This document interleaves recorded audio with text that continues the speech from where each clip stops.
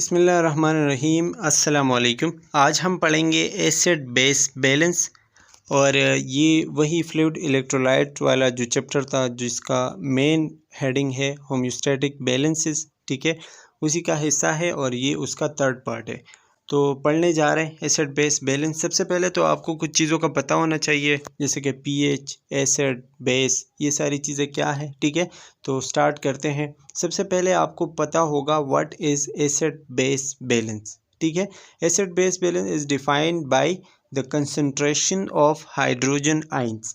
इसका मतलब ये होता है कि आपके बॉडी में हाइड्रोजन आयंस कितने हैं। अब अगर आसान अल्फाज में मैं आपको ये बताऊं कि हाइड्रोजन का तादाद कितना है, ठीक है, मतलब अगर हाइड्रोजन की तादाद ज़्यादा हो रही है, ठीक है, आप एसिड की तरफ जाओगे, ठीक है। अगर तादाद कम हो रही है और कार्बन डाइऑक्साइड की तादाद ज़्यादा हो रही तो आप अल्कलोसिस की तरफ जाओगे। खैर ये हम आगे पढ़ेंगे, ठीक है। In order to achieve homeostasis there must be a balance between the intake और production of hydrogen ions and the net removal of hydrogen ions from the body. अब अगर आप अपने आप को होम्योस्टेसिस में रखना चाहते हैं, एक कंडीशन में रहना चाहते हैं, ठीक है, तो क्या करना होगा कि हाइड्रोजन आयन का जो आउटपुट है और जो इनपुट है वो बिल्कुल बैलेंस होना चाहिए, ठीक है, कि इनटेक ऑफ हाइड्रोजन कितना है और इसी तरह रिमूवल ऑफ हाइड्रोजन कितना है, दोनों बिल्कुल सेम बराबर होने चाहिए। अगर कहीं पे हाइड्रोजन ज़्यादा हो रहा है या कहीं पे हाइड्रोजन कम हो रहा है, ठीक है, तो फिर या बॉडी एसिडिक की तरफ जाएगी या फिर अल्कलोसिस की तरफ जाएगी, ठीक है। एसिड बेस बैलेंस और पीएच, इन तीनों में क्या फ़र्क है। एसिड का तो मैंने आपको बता दिया, any substance releasing H+ ion. H+ ion मतलब जिसमें H+ आयन ज़्यादा हो रहा हो, ठीक है, जो रिलीज़ कर रहा हो, और उसका पीएच क्या होगा, डिक्रीज़ होगा। मतलब नॉर्मल हमारे बॉडी का पीएच कितना है, 7.3, ठीक है, तो इसमें पीएच डिक्रीज़ हो रहा होगा, 7.2 पे आएगा, 1 पे आएगा, ठीक है। तो जब ऐसा होगा तो वो आप एसिड की तरफ आपकी बॉडी जाएगी, ठीक है। तो इसको हम क्या कहते हैं, एसिड। दूसरा है बेस। अब बेस क्या होगा, एसिड में हमने बताया कि हाइड्रोजन आयन रिलीज़ हो रहा है, ठीक है, मतलब H की तादाद कम हो रही है उसी आयन पे या उसी मॉलिक्यूल पे, ठीक है, वो रिलीज़ किया गया ऑक्सीजन तो कहीं पे जाके लगेगा ना, कहीं पे फिट होगा, ठीक है। इस चीज़ पे वो जाके फिट होता है, उसको हम क्या कहते हैं, बेस कहते हैं। इसके साथ क्या होता है, पीएच इंक्रीज़ होता है, मतलब नॉर्मल से 7.3 से 7.4 7.5, ठीक है, तो इसको हम बेस कहते हैं। उसी सिचुएशन में आप जो है अल्कलोसिस में जाओगे। और पीएच जो है ये एच का जो तादाद है उसी को हम कहते हैं, मतलब पीएच एच के या हाइड्रोजन के मकदार पे ही डिपेंड करता है। हाइड्रोजन कम है, ठीक है, मतलब किसी चीज़ में कम है तो वो बेस कहलाएगा, किसी चीज़ में ज़्यादा है तो एसिड कहलाएगा, ठीक है। Why is acid base balance important, ये इंपॉर्टेंट क्यों है, ठीक है। आपके बॉडी में एसिड और बेस हमने जो इतनी बात की, ये हम क्यों पीएच को हम क्यों देखते हैं, ये क्यों इम्पोर्टेंट है, तो ये इसलिए इम्पोर्टेंट है कि मेटाबॉलिज़्म जो है उसको मुख्तलिफ़ किस्म के एंजाइम्स की ज़रूरत पड़ती है। हमारे बॉडी जो है उसमें मुख्तलिफ़ किस्म के रिएक्शंस होते हैं, उन रिएक्शन में मुख्तलिफ़ किस्म की चीज़ें जो है वो खर्च होती है, जैसे कि हमारे enzymes, protein, carbon dioxide, oxygen, ठीक है, बहुत सारी चीज़ें होती हैं। तो एंजाइम जो स्पेशली है, एंजाइम्स वो क्या होते हैं, एंजाइम्स आर प्रोटीन, वो प्रोटीन होते हैं, और जो पीएच है वो स्पेशली प्रोटीन पर बहुत ज़्यादा इफ़ेक्ट करता है, प्रोटीन के स्ट्रक्चर पर, प्रोटीन का जो शक्ल होता है, ठीक है, उस पर पीएच का बहुत बड़ा असर होता है। अब जो पीएच है, ठीक है, वो अगर नॉर्मल है, बिल्कुल सही है, जितना हमारे बॉडी को चाहिए, तो हमारी बॉडी सही से काम करेगी, मतलब बॉडी को अपना वो मिल रहा है जितना उसको चाहिए, ठीक है। लेकिन अगर ये इधर उधर हो रहा है, ठीक है, और कभी ज़्यादा हो रहा है कभी कम हो रहा है, तो मैंने आपको बता दिया कि प्रोटीन जो है वो पीएच पे बहुत ज़्यादा डिपेंडेंट है। तो जब ये इधर उधर हो रहा है तो प्रोटीन अपना काम सही से नहीं करेगा, ठीक है। और इसी तरह हमारा जो मेटाबॉलिक पाथवे है, जो हमारे बॉडी के अंदर मुख्तलिफ़ किस्म के जो रिएक्शंस होते हैं वो क्या जाएंगे, ख़राब हो जाएंगे, गड़बड़ आ जाएगी। तो इसी तरीके से हमारी बॉडी एसिडिक सिचुएशन में चली जाएगी या फिर अल्कलोटिक सिचुएशन में चली जाएगी, ठीक है। जब पीएच में चेंज आता है, ठीक है, तो आपको बताया जा रहा है how the body defends against fluctuations in pH। मतलब जब भी pH में चेंज आता है, डिस्टर्बेंस आता है, तो फिर हमारी बॉडी उस चीज़ को कैसे सही करने की कोशिश करती है, ठीक है, उस चीज़ से कैसे निकलने की कोशिश करती है। तो उसके लिए हमारे बॉडी में 3 सिस्टम्स मौजूद है, जिसमें सबसे पहला है buffers in the blood. Buffer का मतलब होता है किसी भी चीज़ के या pH को मेंटेन करने के लिए जो काम करता है कोई भी चीज़, उसको हम क्या कहते हैं, बफर। बफर एक ऐसी चीज़ है जो pH को अपने नॉर्मल रेंज में लेके आता है, ठीक है। तो buffer in the blood, buffer जो है ब्लड में मुख्तलिफ़ किस्म के बफर होते हैं, कौन कौन से हैं आगे पढ़ेंगे, ठीक है। इसके अलावा रिस्पायरेशन थ्रू द लंग्स, या फिर हम रिस्पायरेशन करते हैं, रिस्पायरेशन या ज़्यादा करने की ज़रूरत होती है या फिर कम करने की ज़रूरत होती है थ्रू लंग्स, जिसके ज़रिए हम सांस लेते हैं, ठीक है, वो भी पढ़ेंगे। और इसके अलावा number 3 is excretion by the kidneys. Kidneys जो है वो मुख्तलिफ़ किस्म के आयंस और केटाइंस जो है वो क्या करती हैं, रिलीज़ करती है जब भी, मतलब जिस तरीके से बॉडी को ज़रूरत है, तो किडनी उस चीज़ में अपना किरदार अदा करती है। तो 3 सिस्टम हो गए, buffer in the blood, respiration और किडनीज़। ये तीनों मिलके pH को अपने नॉर्मल रेंज में लाने की कोशिश करते हैं, ठीक है। अच्छा, अब हमारे ब्लड का जो pH है वो नॉर्मली 7.35 से 7.45 तक है, और ये इंपॉर्टेंट है, ये आपको याद होना चाहिए। अक्सर पेपर में भी ऐसे सवाल पूछे जा सकते हैं कि ब्लड का pH क्या है, ठीक है। तो नॉर्मली इतना है 7.35 से 7.45 तक, ठीक है। अब अगर ये रेंज इतना है, इस दरमियान में है, तो हमारे एंजाइम्स सही से काम करेंगे, वेल फंक्शन करेंगे, ठीक है। लेकिन अगर इससे उधर उधर हो जाता है, गड़बड़ हो जाता है, ठीक है, तो क्या होता है कि वो एंजाइम अपने नॉर्मल रेंज से ख़राब हो जाते हैं, फिर वो अपने काम सही से नहीं करते, ठीक है, और उसमें डिस्टर्बेंस आ जाती है। तो इसीलिए हमारा जो एसिड बेस का बैलेंस है वो भी इसी चीज़ से एसोसिएटेड है, ठीक है। तो अगर हमारा pH ब्लड का, ठीक है, वो नॉर्मल है, 7.35 से 7.45 तक है, तो हमारे बॉडी सही से काम करेगी। लेकिन अगर इसमें कोई भी गड़बड़ आती है तो फिर एसिड बेस बैलेंस जो है वो डिस्टर्ब हो जाएगा। अब बफर्स पे आते हैं, ठीक है। तो बफर जो है ये एक रेजिस्टिंग सिचुएशन है, एक रेजिस्टिंग चीज़ है। रेजिस्टिंग मतलब मुज़ाहिमत करना, किसी चीज़ के ख़िलाफ़ लड़ना, ठीक है। तो अब ये जो बफ़र्स होते हैं ये pH के ख़िलाफ़ लड़ते हैं, मतलब pH ज़्यादा हो गया है तो उसको कम करेंगे, कम हो गया है तो उसको अपने नॉर्मल रेंज में लेके आएंगे, ठीक है। इसका मेन काम क्या होता है कि जो स्ट्रॉन्ग एसिड होता है, कोई चीज़ जो कि स्ट्रॉन्ग एसिडिक बन गई है pH की वजह से, उसको क्या करेंगे, वीक एसिड में चेंज करेंगे। और अगर कोई स्ट्रॉन्ग बेस बन गया है तो उसको क्या करेंगे, वीक बेस में चेंज करेंगे। मतलब उसकी pH या तो कम करेंगे या फिर अगर ज़्यादा करने की ज़रूरत है तो ज़्यादा करेंगे, ठीक है। बफर जो है ये स्पेशली pH में मतलब चेंज लाने के ख़िलाफ़ काम करते हैं, ठीक है। तो व्हेन H+ एडेड, जब हाइड्रोजन आयन ऐड हो जाता है तो बफर जो है वो रिमूव हो जाता है, और जब हाइड्रोजन आयन रिमूव हो जाता है तो बफर उसको रिप्लेस कर देता है, ठीक है। अच्छा, टाइप्स ऑफ बफर सिस्टम, फिर ब्लड में 3 किस्म के बफर सिस्टम है। एक है कार्बोनिक एसिड जिसको हम बाइकार्बोनेट भी कहते हैं, दूसरा है protein, and the third one is phosphate. अब जो बाइकार्बोनेट या कार्बोनिक एसिड है, ठीक है, कार्बोनिक एसिड का तो सबसे पहले आपको फार्मूला पता होना चाहिए, H2CO3, ये होगा कार्बोनिक एसिड। तो ये क्या होता है, बाइकार्बोनेट आयन HCO3 भी होता है, ये वीक बेस होता है, ठीक है। जैसे कि कार्बोनिक एसिड में हाइड्रोजन जो है वो 2 है और बाइकार्बोनेट में हाइड्रोजन 1 है, ठीक है, 1 है। तो जहाँ पे हाइड्रोजन ज़्यादा है वो एसिड ज़्यादा होगा, मतलब वो एसिडिक होगा, ठीक है। और जहाँ पे हाइड्रोजन कम है वो क्या होगा, बेस होगा। तो कार्बोनिक एसिड जो है वहाँ पे H जो है वो 2 है, इसलिए कार्बोनिक एसिड कहते हैं।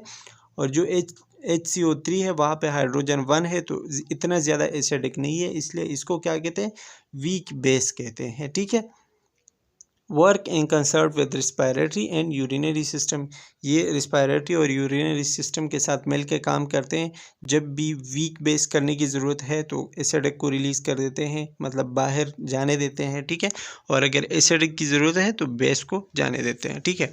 This system remove CO2 and HCO3, ये जो सिस्टम है हमारा रिस्पायरेटरी सिस्टम और यूरिनरी सिस्टम, ये कार्बन डाइऑक्साइड और बाइकार्बोनेट आयन को क्या करते हैं, रिलीज़ कर देते हैं, रिमूव कर देते हैं। ठीक है, नीचे आपको रिएक्शन बताया गया है कि CO2 कार्बन डाइऑक्साइड और वाटर मिलते हैं तो क्या बनाते हैं, कार्बोनिक एसिड बनाते हैं, और वो कार्बोनिक एसिड जो है वो फिर हाइड्रोजन आयन और HCO3 वगैरह जो बायोकार्बोनेट आयन है वो मतलब हाइड्रोजन आयन उससे रिमूव कर देते हैं। ठीक है, फिर कार्बोनिक बफर का भी आपको वही रिएक्शन दोबारा से बताया गया है।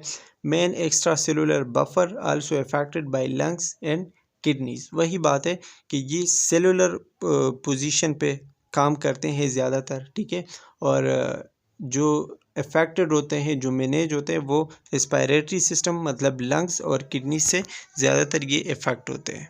नंबर सेकंड है फॉस्फेट बफर सिस्टम।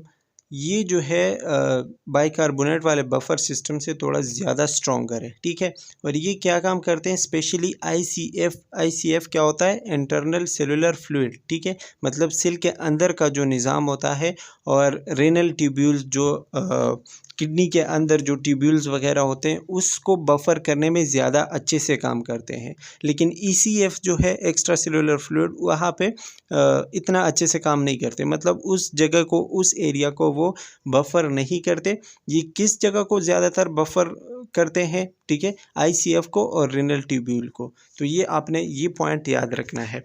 किस तरीके से रिएक्शन होता है, H2PO4 जो है डाई हाइड्रोजन फॉस्फेट, ठीक है, उसको जो है उसका रिएक्शन हो जाता है, H+ आयन जो है वो इससे निकल जाता है, मतलब जो एसिडिक है, ठीक है, उससे निकल जाता है, और HPO4 को रहने देते हैं। मतलब डाई हाइड्रोजन फॉस्फेट को ये वीक एसिड में क्या करते हैं, कन्वर्ट करते हैं। H2 था, मतलब एसिड ज़्यादा थे, ठीक है, तो फिर इससे एक H उन्होंने रिमूव किया और एक बच गया, तो वो वीक एसिड बन गया।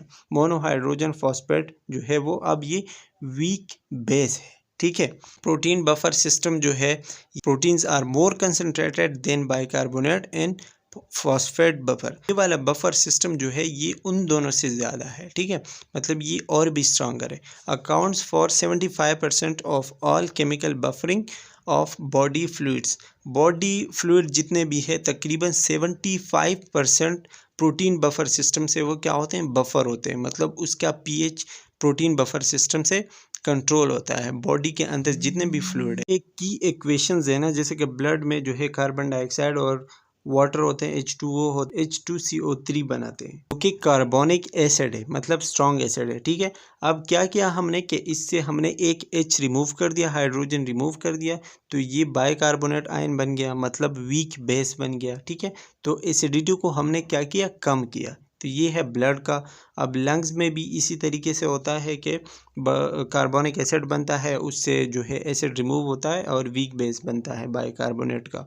ठीक है, और इसी तरह किडनीज़ में भी वही सेम प्रोसेस जो है वो रिपीट होता है, लेकिन ये किडनीज़ के थ्रू फिर एक्सक्रीट हो जाता है, बाहर की तरफ चला जाता है। ठीक है, मुख्तलिफ़ किस्म के बफर सिस्टम हमारे बॉडी में होते हैं, 4 किस्म के होते हैं। 4 division of acidosis and alkalosis. 4 तरीक़ों से या 4 कैटेगरीज़ में हम इसको डिवाइड करते हैं। सबसे पहले रिस्पायरेटरी एसिडोसिस होता है। रिस्पायरेटरी एसिडोसिस क्या होता है, जब आपके लंग्स में हाइड्रोजन आयन ज़्यादा हो जाए, ठीक है, कि लंग्स इस काबिल नहीं हो कि वो सारा कार्बन डाइऑक्साइड रिमूव कर सके, ठीक है, तो वो आपके लंग्स में स्टोर होता रहेगा। ठीक है, और जब वो ज़्यादा हो जाए तो इस कंडीशन को हम क्या कहते हैं, रिस्पायरेटरी एसिडोसिस। दूसरा है रिस्पायरेटरी अल्कलोसिस। रिस्पायरेटरी अल्कलोसिस भी उसी वजह से होता है, आप सही से सांस नहीं ले पा रहे, आपका जो है ऑक्सीजन सही से नहीं आ रहा, आप हाइपोक्सिया कंडीशन में है, या फिर हाइपर वेंटिलेशन, मतलब बहुत ज़्यादा सांस लेने के लिए जो है वो बहुत ज़्यादा कोशिश कर रहे हैं। ठीक है, हाइपर वेंटिलेशन में है आप। ठीक है, तो क्या होता है, रिस्पायरेटरी अल्कलोसिस होता है। नंबर 3 है मेटाबॉलिक एसिडोसिस और मेटाबॉलिक अल्कलोसिस। रिस्पायरेटरी जो है वो आपके लंग्स तक महदूद था, ठीक है, और मेटाबॉलिक जो है वो आपके पूरे बॉडी में, मतलब आपके जो सेल्स है वहाँ तक जाएगा। ठीक है, अब मेटाबॉलिक एसिडोसिस क्या होता है, आपका जो pH है जो कि नॉर्मली 7.3 से 7.45 इतना है, ठीक है, तो मेटाबॉलिक एसिडोसिस में आपका pH 7.3 से कम होगा और जो HCO3 बाइकार्बोनेट का जो लेवल है वो ज़्यादा होगा, ठीक है। इसी तरीके से मेटाबॉलिक अल्कलोसिस जो है उसमें pH ज़्यादा हो जाएगा 7.45 से, ठीक है। और इसी कंडीशन को हम मेटाबॉलिक अल्कलोसिस कहते हैं। तो ये 4 कंडीशन जो है ये आपको पता होनी चाहिए कि कब एसिडोसिस होगा, कब रिस्पायरेटरी एसिडोसिस होगा, कब मेटाबॉलिक एसिडोसिस होगा, ये चीज़ें आपको पता होनी चाहिए, ठीक है। द नेक्स्ट इज़ ABGs का आपको पता होगा और कुछ चीज़ें आपने पढ़ी होगी। अगर आप क्लिनिकल साइट पे गए होंगे तो वहाँ पे आपने ABGs का नाम ज़रूर सुना होगा कि ABGs क्या है, ठीक है। सबसे पहले तो आपको ABGs का जो इंट्रोडक्शन है वो बताया गया है। ABGs का फुल फॉर्म है आर्टीरियल ब्लड गैस, ठीक है। आर्टीरियल ब्लड गैस क्या होता है कि जब आप आर्टरिया से, जो हमारी आर्टरीज है, वहाँ से ब्लड लेते हो, ठीक है, तो उसको हम ABGs कहते हैं। Arterial blood gas analysis is an essential part of diagnosis and managing a patient's oxygenation status and acid-base balance। अब आर्टीरियल ब्लड गैस जो है ABGs जो है इसका यहाँ पे क्या काम, तो इसका काम ये है कि आर्टीरियल ब्लड गैस से हम मालूम करते हैं पेशेंट का ऑक्सीजनेशन लेवल, के उसके बॉडी में ऑक्सीजन सही से जा रहा है, वो सही से सांस ले पा रहा है या नहीं, ठीक है, और उसके ब्लड में कितना ऑक्सीजन है। आर्टरिया का आपको पता होगा, आर्टरीज का, कि वो हार्ट से ऑक्सीजनेटेड ब्लड लेके आती हैं, मतलब हार्ट से बिल्कुल साफ़ ब्लड लेके आती हैं जिसमें ऑक्सीजन की तादाद ज़्यादा होती है, ठीक है। तो जब हम वो ब्लड लेते हैं तो उनसे हमें पता चलता है कि ऑक्सीजन लेवल क्या है पेशेंट का, और उसके साथ साथ एसिड बेस का भी पता चलता है, ठीक है, कि कार्बन डाइऑक्साइड कितना है, बाइकार्बोनेट कितना है, एसिडिक है या मेटाबॉलिक है, ठीक है। ये सारी चीज़ें हम उसमें फिर देखते हैं। Usefulness of this diagnostics tool is dependent on being able to correctly interpret the results. अब इसका फ़ायदा तभी होगा जब आप इस चीज़ को सही से पढ़ पाओगे या आप में इतनी सलाहियत होगी कि ABGs का जो रिज़ल्ट है या उसके जो मतलब आउटकम्स आते हैं वो आपको सही से पता होंगे, उसके जो भी वैल्यूज़ होते हैं वो आपको सही से पता होंगे, तो ABGs आप सही से जो है वो पढ़ पाएंगे। फिर ABGs के अंदर, आर्टीरियल ब्लड गैस के अंदर कुछ चीज़ें होती हैं, वो क्या क्या होती हैं और आपको किस तरीके से उनका पता होना चाहिए, किस तरीके से याद रखना चाहिए। ये तो पेपर के लिए बहुत ज़्यादा इम्पोर्टेंट है, लेकिन पेपर के हवाले से आपके वैसे भी प्रैक्टिस के लिए, आपके नॉलेज के लिए भी बहुत ज़्यादा इम्पोर्टेंट है, ठीक है। सबसे पहले आप उसमें pH देखोगे, ठीक है, तो pH का तो मैंने आपको बता दिया कि या तो एसिडिक होगा या फिर अल्कलाइन होगा, ठीक है। वो आपके हाइड्रोजन आयन के ऊपर डिपेंडेंट है। अगर हाइड्रोजन आयन ज़्यादा है, ठीक है, तो एसिडिक है, अगर हाइड्रोजन आयन कम है तो बेसिक है। नॉर्मल रेंज कितना होता है? 7.35 से 7.45 तक, ये नॉर्मल रेंज है। अगर इससे थोड़ा इधर उधर है, अगर इससे कम है 7.3 से तो एसिडिक है, 7.45 से ज़्यादा है तो फिर क्या है? बेसिक है, ठीक है। PO2 पे अगर आप आते हैं, the partial pressure of oxygen, मतलब ऑक्सीजन कितना है, ठीक है, that is dissolved in arterial blood, तो उसका नॉर्मल जो रेंज है वो 80 to 100 मिलीमीटर ऑफ Hg होता है, ठीक है। मतलब इतना आपको पता होना चाहिए कि ब्लड में ऑक्सीजन का लेवल कितना होना चाहिए, 80 to 100 मिलीमीटर Hg। सिचुएशन जो होता है ऑक्सीजन का वो 95 to 100% होता है। Carbon dioxide, the amount of carbon dioxide dissolve in arterial blood, PCO2 जो है, ये मतलब कि आपके आर्टीरियल ब्लड जो है, यहाँ पे दो चीज़ें आती हैं, एक है आर्टीरियल ब्लड और दूसरा है वीनियस ब्लड, ठीक है। तो वेन वाला ब्लड और आर्टीरियल ब्लड, वेन वाले ब्लड में कार्बन डाइऑक्साइड जो है वो बहुत ज़्यादा होता है क्योंकि वो डीऑक्सीजनेटेड हो गई होती है, ठीक है। लेकिन जो आर्टीरियल ब्लड है वो उसमें ऑक्सीजन ज़्यादा होता है, लेकिन उसमें कार्बन डाइऑक्साइड भी होता है। तो कार्बन डाइऑक्साइड का तादाद उसमें कितना होना चाहिए? 35 to 45 mmHg होना चाहिए, ठीक है। अब अगर ये तादाद 45 से ज़्यादा होता है तो फिर वो एसिडोसिस में चला जाएगा, यहाँ पे कहानी उल्टी हो जाती है।